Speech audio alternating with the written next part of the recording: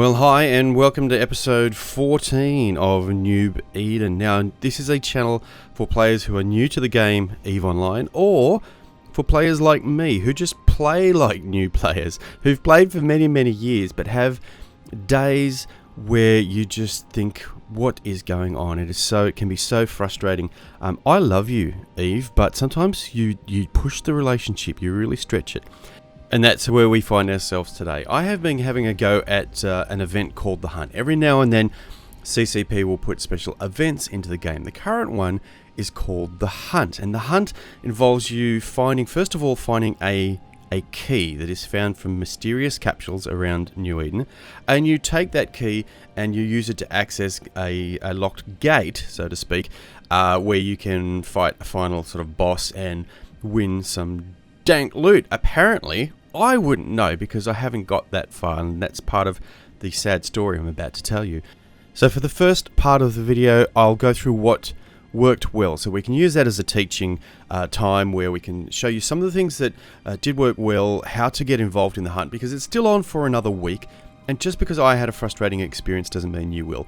And even if you're watching this after the hunt has finished, that's fine. A lot of the skills and the tips we'll look at in the first part of the video especially will be useful right through your EVE career. And then if you want to stick around after that, I'll go through the sad tale of inadequacy, bad luck and bad decisions that led to this frustrating experience. And if you do stay around right till the end, I'll give you the details of a little competition and how you can win this particular ship, this Dragoon. We'll pack the cargo hold with a skin and a few other goodies, make it up a couple $100 million worth of value. Let's get on with the story. Alright, first up, let's talk about the fit. I did not come up with this. I stole it from a great YouTuber by the name of Aceface. I will put a link to his channel in the description. So how do you get a fit that's typed, like on a website, for example?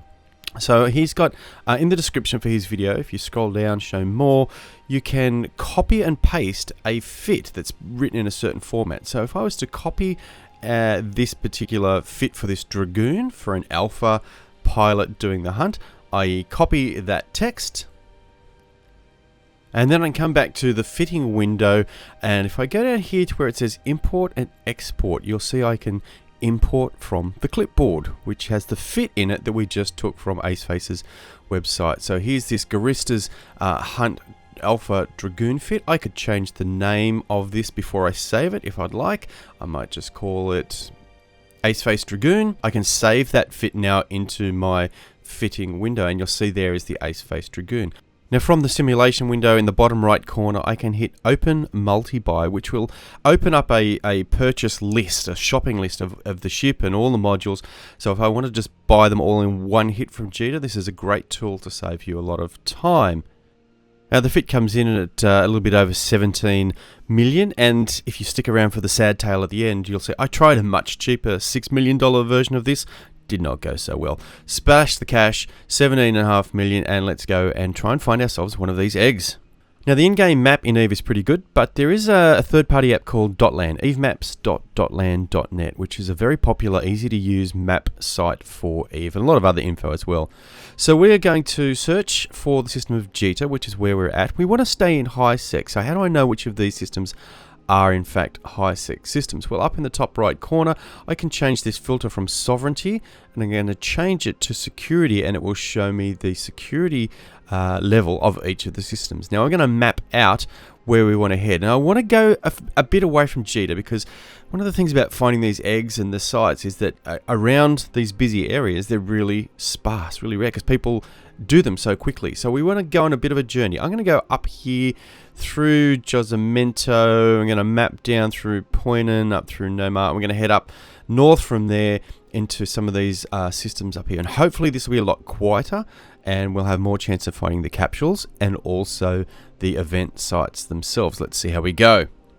Alright, as we're traveling, I'm going to set up a overview tab to specifically find these capsules that hold the keys.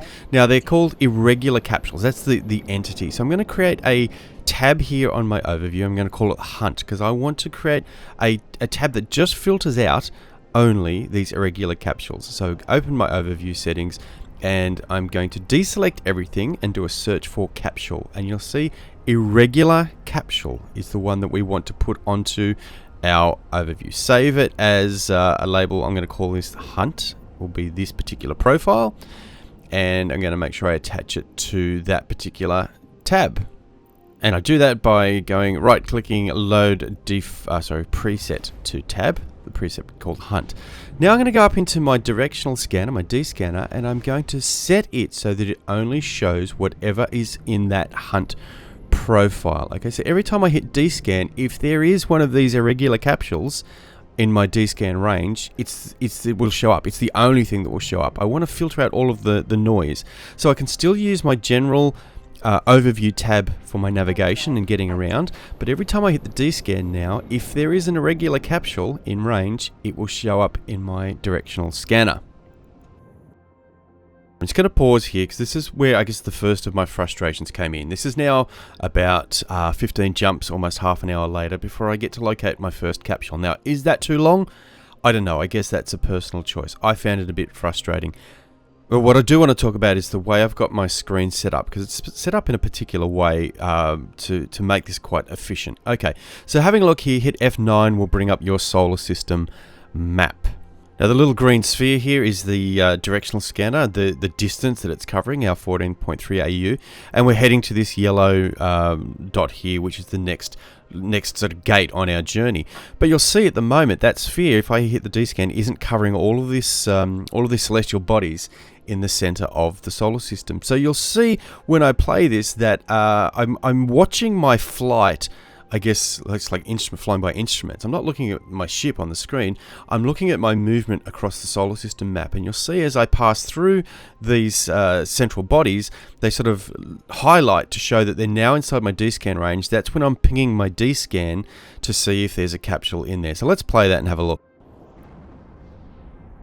Right, so hitting my D-scan as I move across the map as things highlight inside my sphere, and you can see there it is, mysterious orange capsule. Now I get to the gate, which is where I was heading. I hit control space while I'm in flight. That will stop me jumping through the gate. So that means my ship will stop when I get to that gate. Now if I D-scan here, I see no capsule, so I have to go back and just warp to something near that big body of celestial bodies in the center of the system where I got the positive ping for the capsule.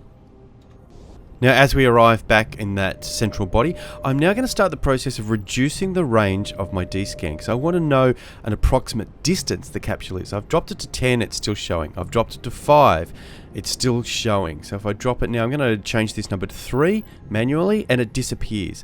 Let's change it to 4, fire it off again. I know it sits between 3 and 4 AU from me, so I go to my Warp 2 tab and I have a look what's within between 3 and 4 AU. Well, this planet here is. So I'm going to warp to this planet. I'm going to make the assumption that somewhere near that planet is our mysterious capsule. Right, now that we've done that, I'm going to double click on my marker on the map, the UR here, that's me, to center that on myself. And now I'm going to start to zoom in. I'm going to bring the range for my D-scan right down to 0.1 AU and the angle to 5 degrees. And that's where you can see this cone that represents the 5-degree cone of my D-scan that we've mentioned in previous videos. Right, now here's my little efficiency tip here. The fastest way to do this is to hold down the hotkey for your D-scan. For me, it's the space bar. I'm going to hold down the space bar, and as I do that, I'm going to individually click on each of these celestial bodies I see on the map. And as I unfreeze, you'll see that as I go through that process, the cone will quickly move to each of those celestials until I find the one that has my capsule. That's where I need to warp to. And hopefully you can hear the D-scan ping going off. So just every time I click, it actually fires off the D-scan automatically. And there's our capsule. So we're going to warp to that. And hopefully we're going to find our mysterious orange capsule at that celestial body.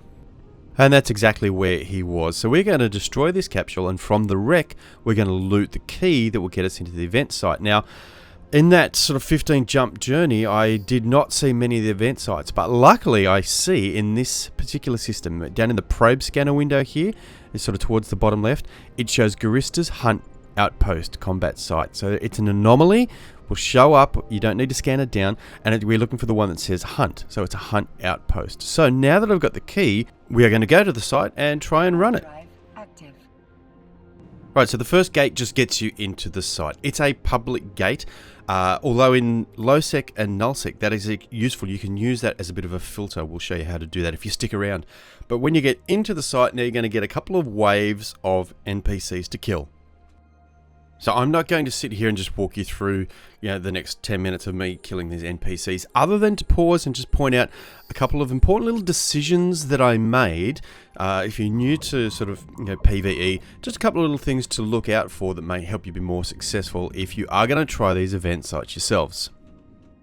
And the first decision was to make sure that I put my reppers on, my 2 armor reppers, nice and early, and my selection of the Caracal as the first NPC to destroy, because that's where most of the damage is going to be coming from. It's a Caldari cruiser, and it's going to be putting out a lot of DPS. So I want to get that damage, that DPS, off the field nice and early. So I've selected that first, so that I can get that, and then I can deal with the smaller ships moving down through the destroyers. So you'll see there's a Cormorant here, that's a Caldari destroyer. I'll want to hit that next, and then I can deal with the frigates after that. So you want to get those high DPS ships off the field first. Now, how do we know which is the high DPS or who's doing the damage? Well, if you have a look at these damage notifications popping up in the middle of the screen, you can see the blue, the damage I'm doing, but every now and then the red one will show up, which was the damage I'm being dealt. And I can see in this case, I just took a big hit from the Caracal. So if you have 5 or 6 different NPCs on the field, and you're not sure which one to hit first,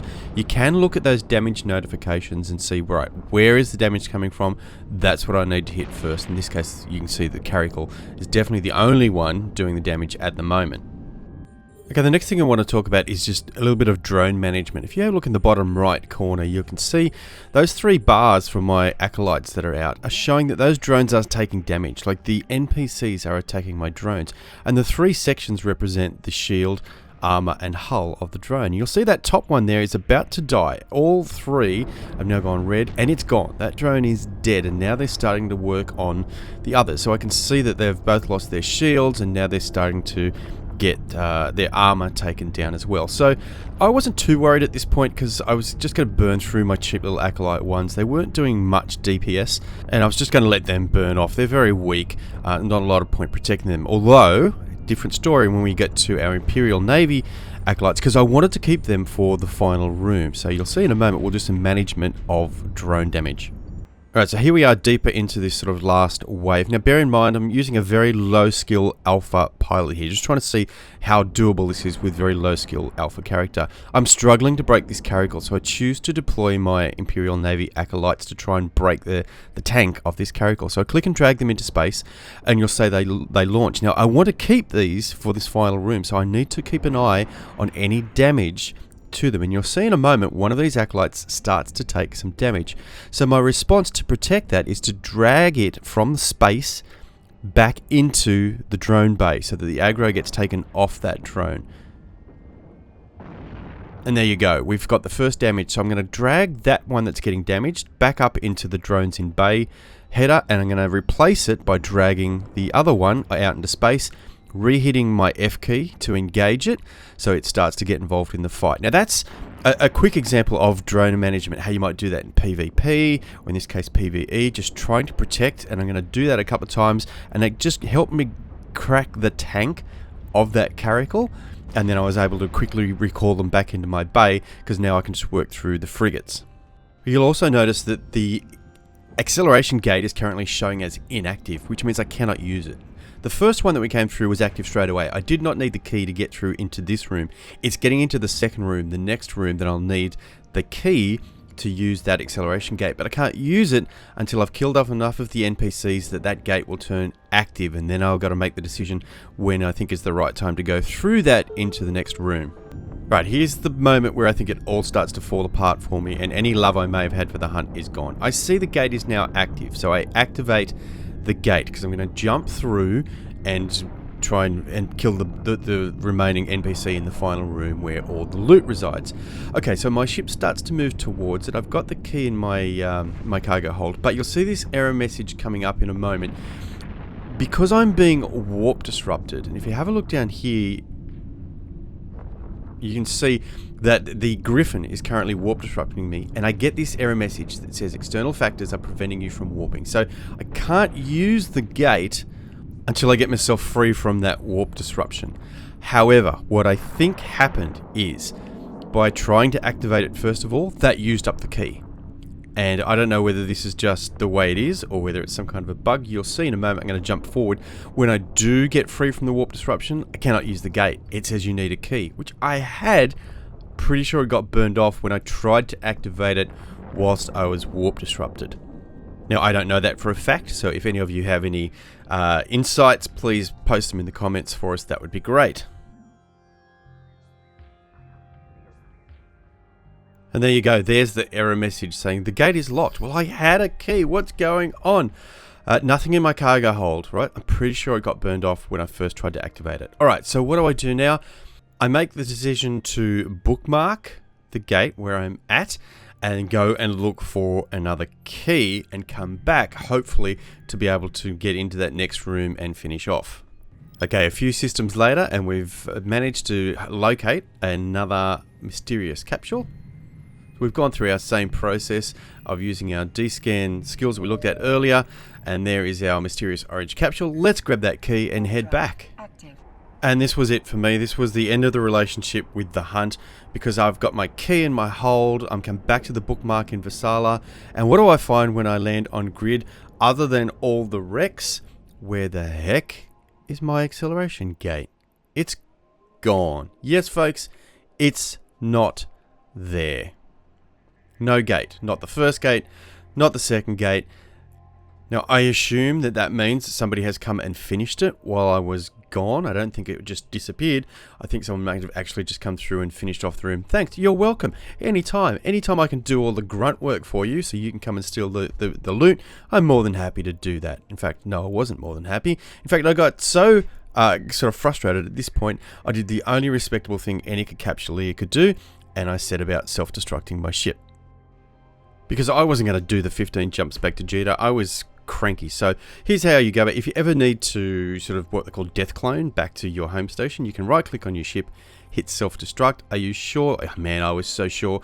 And it gives you a 2-minute countdown before the ship actually destructs. And then you can do the same to your pod and actually end up back at your home station. Don't do that, by the way, if you have implants in your head. Now, thankfully, the 2-minute timer gives people time to cool down, and anyone like me who just decides it was time to throw the toys out of the cot, give them a chance to rethink and think, you know what, there's plenty of new players out there that are trying to scratch together just a few million ISK to get going. How arrogant of me to destroy this $17 million Dragoon. So I abort the self-destruct because I'm going to give this away, and like I said, I'm going to fill it up with some goodies. So right-click, abort self-destruct, and I'm going to make the long journey back to Jeddah, and then I'm going to tell you a little bit about some of the other things that led up to this that got me so frustrated, because this was about my 5th or 6th attempt at a site. So hopefully that gives you a bit of context as to why I was sort of getting a bit frustrated at this point. But hopefully, at least at this point, if you want to stop the video now and go and do a hunt, go for it, guys. And hopefully you're going to have better luck than me. I'd love to hear some of your stories in the comments section. In fact, that's what we're going to do as the competition, is that if you've got a hunt story, be it a successful one or a frustrating one like mine, pop it in the comments section, and I'm going to pick one when the hunt ends. So on the same date that the hunt ends, I'm going to pick one of those stories, and if that's you and I like your story, I'm going to give you this Dragoon filled with a skid and a few other goodies. We'll bump it up to about $200 million worth of prizes. If, however, you have a few spare minutes up your sleeve, feel free to stick around, and I'm going to show you some of the frustrations and the bad luck and bad decisions I had leading up to this, trying to do a few hunt sites a little bit earlier. Alright, so going back to my first attempt, I took that from Aceface and I thought, 17 million for an alpha. Can I dumb that down a little bit? It looks pretty easy to get through those sites watching other people do it. So I brought it down to about under 7 million. I replaced the armor reppers with ones. What else did I do? I used only basic acolytes. I just sort of cheapened it. I did a bit of a poverty fit and thought, let's give it a go anyway and see how we go. Alright, so all's looking good. A few minutes after leaving Jita, I had the keys and I've found my first site. This is easy. I thought this is going to be great. So I slide into this first one, only to find the first of a problem that's cropped up quite a lot is just company. There's a crowd. There was already someone in here running this site in a worm. Now, I guess there's nothing to stop me running it and trying to get to the loot first, other than it's just bad manners, but you make the call on that one. I'm not going to be the judge on that. But I'm looking at him. He's doing it in a worm. He's going to be faster than me. I mean, a slow old dragoon, you know, even if it came down to a race for that last bit of loot, he's going to win that anyway. So I decided to bail out of here and just go and find another one that doesn't have anyone else already running it. Over 10 minutes and sort of many systems later, I'm so frustrated I find myself YOLOing into Tama, into Low Sec to go and look for some sites in here. Luckily for me, this is one of the rare times where the Tama gate is not being camped. So I quickly bug out of here over to Sujirento, and I'm going to go and have a look and see if I can find a Low Sec hunt site. Well, happy days. Here I am in Sujirento, feeling like a king. I'm running a hunt site. I'm able to tank all of these sort of the NPCs, no problem. I think this is great. Remember I said earlier you can use your D-scan as a bit of a filter because we're now behind a gate. So you'll see in the top right corner, I've got it set to 1 AU and I'm constantly scanning because if anything appears at that first gate, I will be able to see it before it comes into the room. That'll give me time to head off. And there, right on cue, an Enyo assault frigate shows up and I'm in trouble because now I need to warp off, but I can't. I just realized I'm warp disrupted by one of the NPCs. I am now stuck like a insect in a spider's web because this Enyo is about to come in and just finish me off any second now. In fact, there he is, right on cue. Nothing I can do about this. Try to jump off once again, realize that no, the warp disruption is still on. I leave my weapons on the Kestrel because I can see it's the Kestrel that's disrupting me. I was going to try and kill him first to get off, but I was too slow. The Enyo's got me now scrammed, webbed, and about to finish me off. I put up a little bit of a fight, might as well go down swinging. I know there's not much I can do against this, and there you go. That's how that hunt ended. Alright, I'm not going to let that hold me down. I'm going to try a different tactic. I'm going to take the same fit and I'm going to yeet this thing out to Null Sec because I had so much trouble finding sites and just, you know, quiet spaces to do this. So I think, well, you know what, let's get out into Null Sec. We're going to yeet out using a filament, and if you haven't seen how to do that, go back and check the previous video. And this is going to get us hopefully out into somewhere quieter, and we'll see if we can have any more luck in Null Sec. Oh, Eureka, have a look at all those capsules. It's like a smorgasbord. I'm thinking I'm a winner at this point. How good am I at this game? Alright, so we've got plenty of capsules. I'm going to go and snaffle myself a few of these capsules so that I've got some keys to try and access a site. Right, a few minutes later, we're in a hunt site, and I tell you, I'm feeling like a PvE Adonis at the moment. I'm like, on top of this, my poverty-fit Dragoon is tanking these rats fine, no worries. I'm going to work my way through this. I've got a cargo hold full of keys, and I'm going to go in and see what dank loot I can take out of this site. Now that, of course, was the theory. The reality went somewhat differently. My little poverty-fit Alpha Dragoon held on for a while, but it was no match for the final room NPC. And as you can see, we end up in our capsule, taking what we call the Pod Express home by self-destructing your pod and death cloning back to your home station. And just for the sake of completeness, here are the visuals. That's what was left of my beautiful Alpha Dragoon, and self-destructing my capsule to get back to Jita. Alright, not to be deterred, I'm going to try again. This time we're yeeting out in the full proper 18 million ace face fit that we talked about earlier in the video. I figured maybe it was just because I poverty fit the thing. Maybe that's what I needed to get over that last NPC. So let's try again in Null Sec for a hunt. Right, happy days. Once again, no problem finding a capsule, no problem finding a site, and actually no problem sort of tanking some of the heavy damage coming from the NPCs. So all looks good. Let's get into that final room and see how we go. And I think by now you guys are smart enough to realize there's only one way this story ends. That's with a beautiful explosion and my poor old Dragoon in pieces. Guys, I think we're heading back to Jita. Of course, by now I figured out the problem. Obviously, it was my skills. I've got everything really low, so I buy myself a daily alpha injector, and I go on a little bit of a skilling spree. I'm going to upgrade some of these skills from sort of the 1s or 2s up to maybe 3s or 4s for some of the things, and just see if that's the difference. That's probably where I'm going wrong. And that leads us full circle back to where we were at the start of this video, full of hopes and dreams in our non-poverty fit upskilled Dragoon, ready to go and take on the hunt and be PvE masters. Yay for us. But of course, if you've stuck with the video this long, you'll know that didn't plan out exactly the way I intended. So guys, I hope you've learnt some stuff from this. It's even been a great exercise, and I guess I'm showing you some of the things not to do, or even just ideas and trying things out. Like the thought process, I guess my thought process wasn't that bad. Like, go and try things out. I wonder if this will work, but if it doesn't, stick with it. And if you get to a point where you're just over it, like I am now, I don't think I'll be doing any more of the hunt. Let it go and move on to something else. Thanks for sticking with us, guys. Don't forget to put your experiences in the comment section for your chance to win this exact Dragoon loaded up with to the gills with goodies. Good job, well done.